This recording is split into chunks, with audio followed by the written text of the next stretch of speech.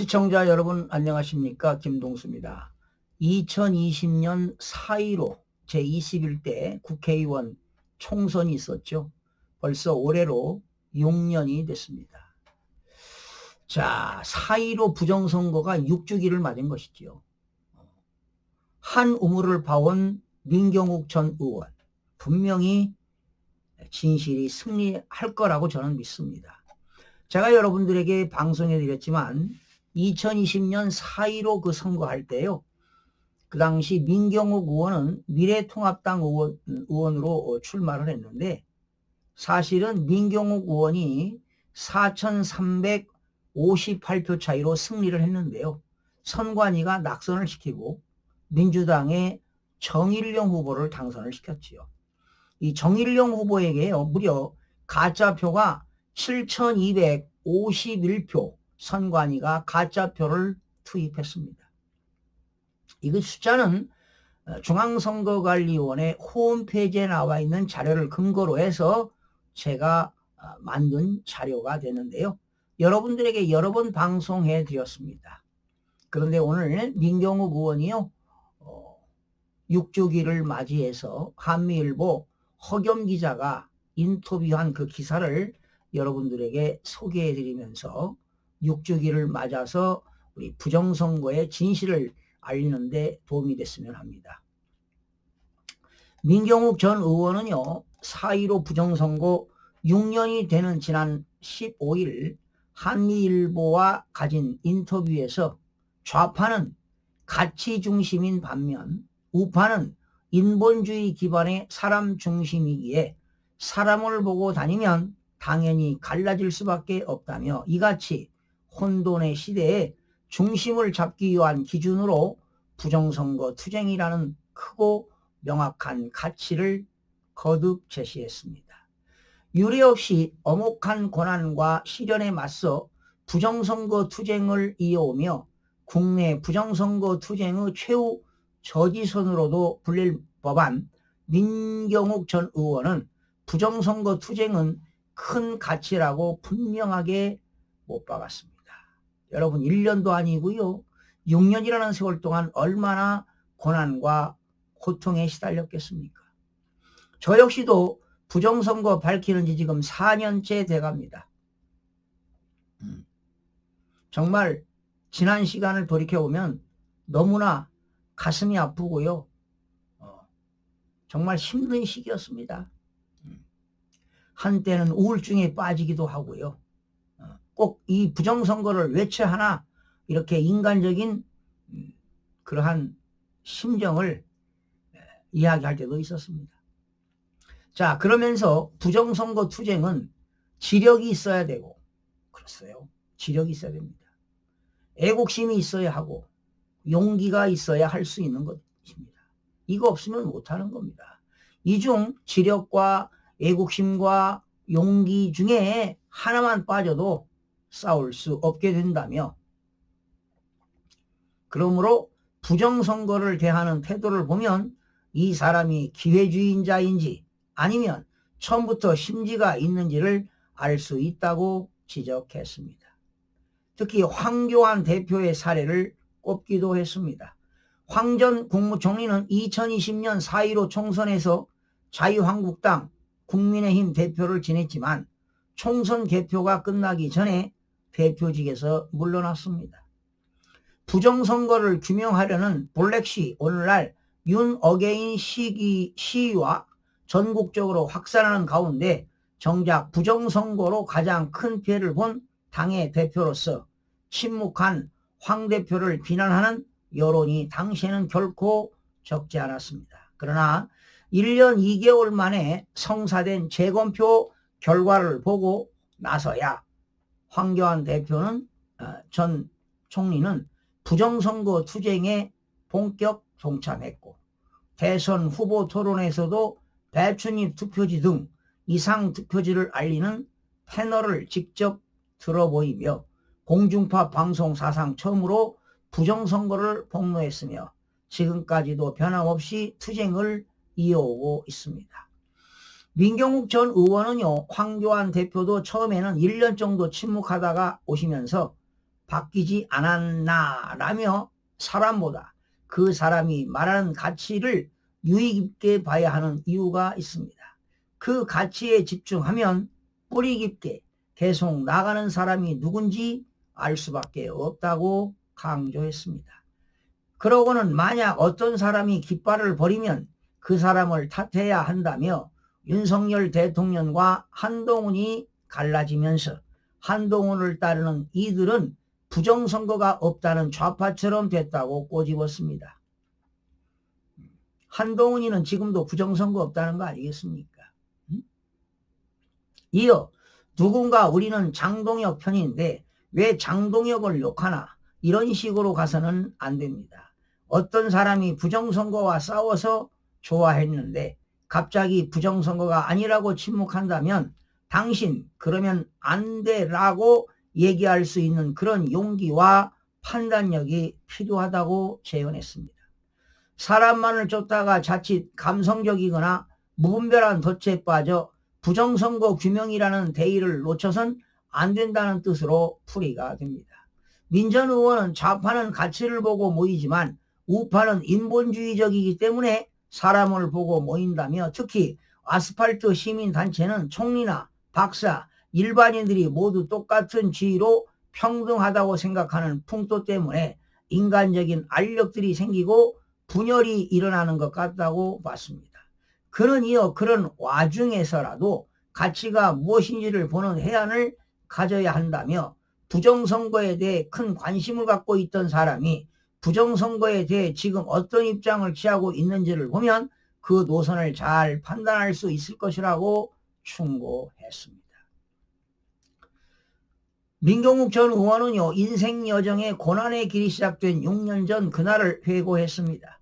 그는 6년 전 4.15 재선이 확실시된 상태에서 투표를 마친 후 사무실에는 축하와 응원 분위기가 가득했다며 10번의 여론조사 모두 1등이었고 저녁 출구조사와 개표 결과에도 줄곧 1등이라 승리를 확신했다고 해고했습니다. 그러나 새벽녘 선거 결과가 갑작스럽게 뒤바뀌며 단꿈은 사라졌고 사전 관외 투표 비율이 세 후보 모두 0.39로 일치하는 등 이상한 숫자들이 발견되면서 부정선거를 의심하게 됐습니다. 그 당시 말이죠. 2020년 그때 부정선거는요. 진짜 관내사전하고 관외사전에서는 진짜표 5장에 가짜표 1장을 투입했습니다. 제가 여러분 이 자료를 이게 다 숫자로 여러분들에게 제가 직접 자필로 써가면서 이 내용을 다 계산한 겁니다.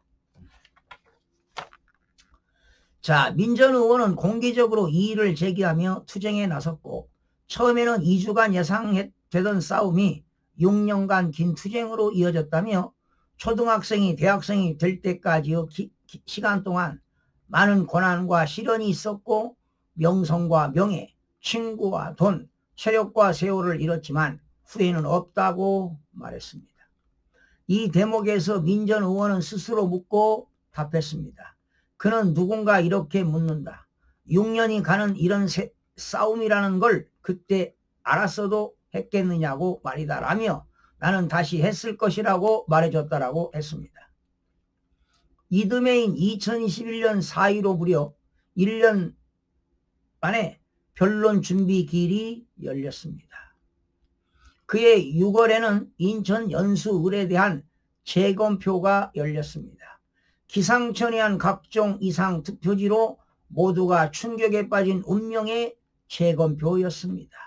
민 전 의원은 대법원은 우리 사회의 중추고 최후의 판단자로서의 정의의 심판자가 될 수 있다고 믿었다고 했습니다. 그러나 실상은 달랐습니다. 아니 그보다도 충격적이라는 말에 가까웠습니다. 민 전 의원은 재검표장에 들어갔는데 갑자기 내 마음속에 걱정과 우려, 의심 같은 게 생겼다며 이것들이 맞추기 위해 만들어온 가짜표라는 생각이 들었고 배춧잎 투표지, 본드 먹은 투표지, 일장기 투표지, 여백이 다른 투표지, 화살표 투표지 등은 직접적인 부정선거의 증거로서 역사에 길이 남을 투표지들이었다고 말했습니다. 그는 확신을 갖고 들어갔다가 큰 낭망이 있었으나 물증들이 나오면서 싸움을 계속해 갈 수 있었다며 사람이 하는 것이 아닌 정의를 밝히기 위한 모든 것을 협력하여 선을 이루시는 하나님의 어떤 섭리가 따르는 것이 아닌지 확신을 얻게 된 계기라고 강조했습니다.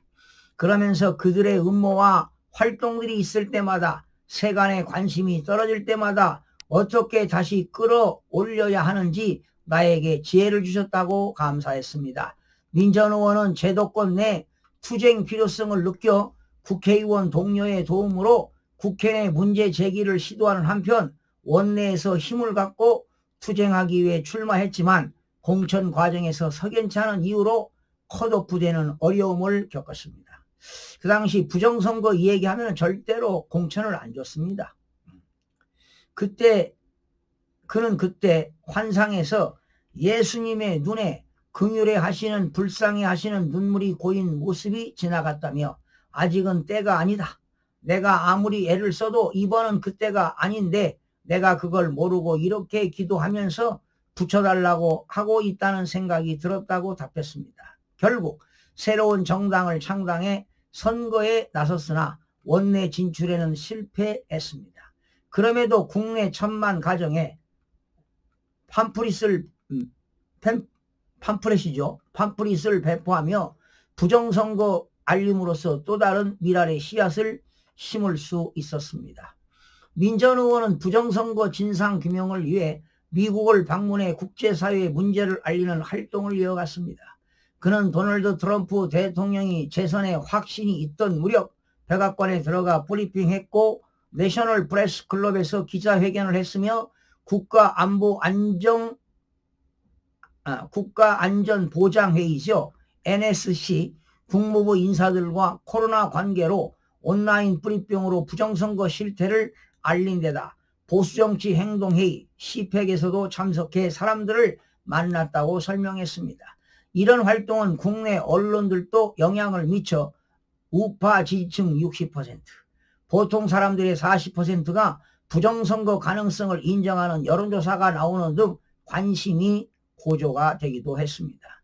윤석열 대통령의 당선은 또 하나의 고무적인 계기였습니다. 민전 의원은 급성 폐렴과 중증 코로나로 죽음의 문턱까지 갔지만 부정선거 투쟁을 멈추지 않았고 선거 감시 분위기가 그 어느 때보다 뜨거운 가운데 윤 대통령이 0.73% 박빙으로 당선에 성공했습니다. 그는 윤 대통령 취임에 맞물려 부정선거 문제가 전환점을 맞았다고 봤지만 무려 3년 가까이 윤 대통령은 부정선거에 관해 사실상 침묵하는 태도로 일관했습니다. 적어도 겉으론 그렇게 보였습니다. 민경욱 전 국회의원은 세관에서 말하는 인천 상륙작전에 관한 생각도 피력했습니다. 한국은 스스로 해결할 자정 능력이 없는 만큼 부정선거 세력, 반국가 세력을 척결하기 위해서는 미국의 적극적인 개입이 필요하다는 관점을 이른바 인천 상륙작전이라고 늘 합니다. 그는 인천 상륙작전은 벌써 시작됐다고 오늘 뗀 뒤 트럼프 대통령과 미셸 박 지명자는 부정선거에 대해 이를 가는 공통의 분모를 갖고 있는 사람들이라며 부정선거 척결 또는 이제 부정선거를 매개로 한 좌파 혹은 이제 외세, 북한, 중국 세력의 야욕을 꺾는 데에 한 팀이 돼서 싸울 수 있는 일들이 지금 벌어지고 있고 그것이 제2의 인천 상륙작전이라고 했습니다. 민전 의원은 작년 11월 트럼프 대통령이 당선되기 19개월 전에 트럼프 대통령의 당선을 예상했습니다. 그는 트럼프라는 사람의 성격이나 흘러가는 걸로 봐서는 반드시 출마해서 우리 대한민국 부정선거 싸움 활동에 가장 큰 변곡점이 될 것이라는 이야기를 그때부터 했다며 대통령으로 다시 당선이 되면 자기 나라에 있었던 부정선거를 목숨 걸고 파헤칠 것이고 세상의 부정선거의 실체를 알릴 것이며 그렇게 되면 그 영향이 바다 건너 우리나라에 당도할 것이고 사람들이 계몽될 것이라고 봤다고 설명했습니다.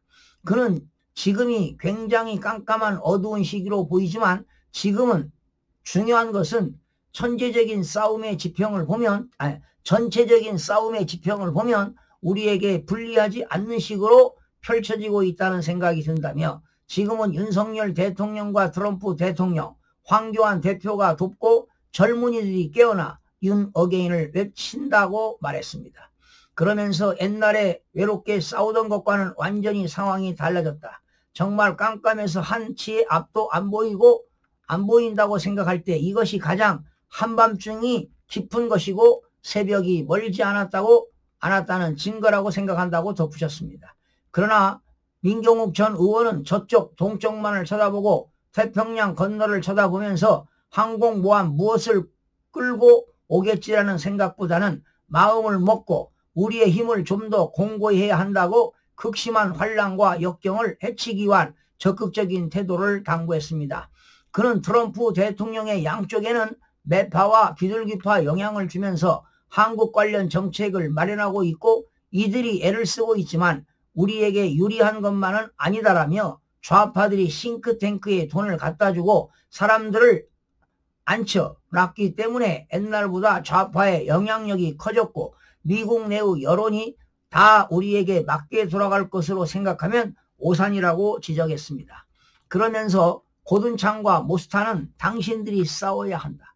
미국도 4년 동안 트럼프 대통령이 승리를 도둑맞았을 때 모이고 싸우고 외쳤다고 조언한다며 한국 스스로 조직해야 한다고 얘기하고 있는 것이라고 순탄치 않은 이 시대를 정면 돌파하기 위해 보수파가 참고해야 할 팁을 전했습니다.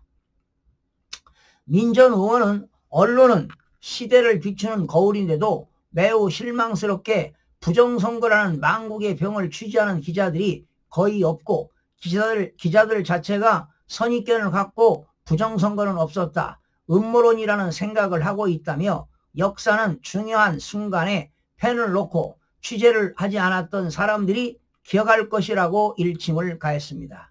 이날 인터뷰는 취재진과 유튜브 팀이 함께 한 가운데 진지하면서도 화기애애한 분위기 속에 진행됐습니다.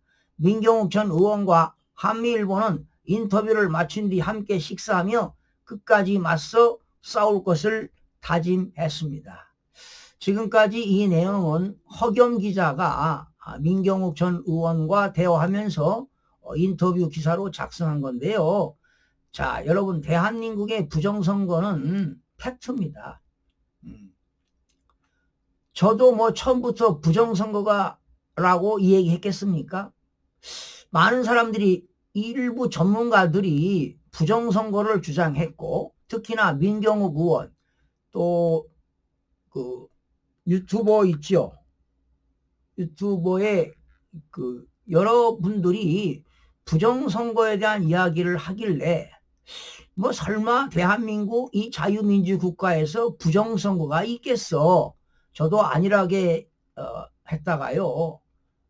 지인으로부터 부정선거가 팩트라는 이야기를 듣고 제가 직접 선관위 홈페이지에 들어가서 그 2020년 4.15 선거, 2022년 대통령 선거, 2024년 22대 4.10 선거, 2025년 6.3 조기 대선 선거를 다 지방선거까지 조사해보면서 부정선거 있다는 사실을 알게 됐습니다.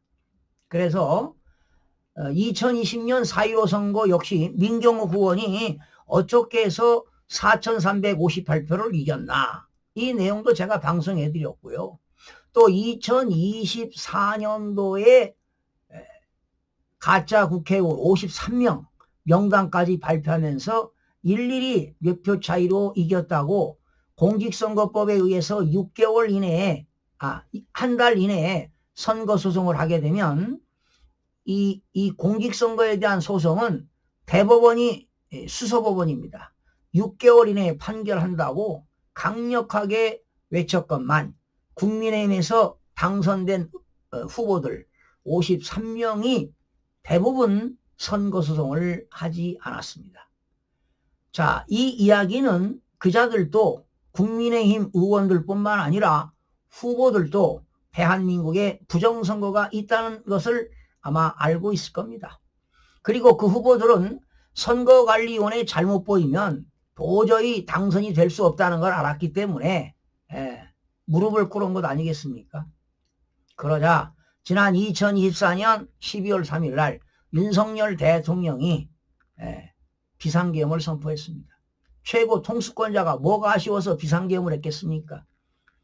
거대 야당의 국회 폐악질, 입법을 폭주하고 탄핵을 남발하고 예산을 삭감하고 오로지 이재명의 사법 리스크에 올인, 그리고 부정선거 척결, 대한민국에 암묵하고 있는 반국가 세력을 척결하기 위해서 비상계엄을 한 겁니다. 그래서 지금 부정선거로 당선된 자들이 제일로 떨고 있는 게 무서운 사람이 누구냐? 바로 윤석열 대통령입니다. 반드시 국제 부정선거 카르텔은 밝혀질 겁니다. 진실이 승리하는 그날까지 저도 투쟁할 것인데요. 자, 6년 동안의 부정선거를 외친 민경욱 전 의원께 정말 찬사를 보냅니다. 그리고 지난 그 중앙선거관리위원회의 그 노총 뭡니까? 그 한상천 위원장인가요? 한상천 노조위원장도 2021년부터 약 25년 동안 부정선거를 외쳤다고 합니다. 이분들이야말로 진정한 애국자 아니겠습니까? 목숨 걸고 부정선거를 외친 겁니다. 요즘 전한길 대표도 부정선거에 대한 목소리를 높이고 있는데요. 대한민국의 자유민주주의와 법치주의를 수호하기 위해서는 부정선거 척결만이 그게 답입니다. 대한민국은 부정선거로 입법부를 장악하고 행정부, 사법부까지 장악했습니다. 정말 대한민국은 사회주의, 전체주의로 가는 길목에 있습니다. 국민 여러분들의 봉기가 일어나야 되고요. 이제 선거제도를 바꿔야 될 텐데 현재로서는 바꾸기가 어렵습니다. 그래서 사전선거를 없애야 되는데 그렇다면 아시는 분들은 당일 선거해야 되겠죠. 그리고 사전선거할 때 사전투표관리관에 개인 도장을 찍는 운동을 해야 됩니다. 그리고 사전선거 폐지 운동을 벌여야 될 겁니다. 저의 자그마한 애침이 일어나서 대한민국의 거대한 부정선거 척결 운동이 일어나기를 기대하면서 마치겠습니다. 여러분 고맙습니다.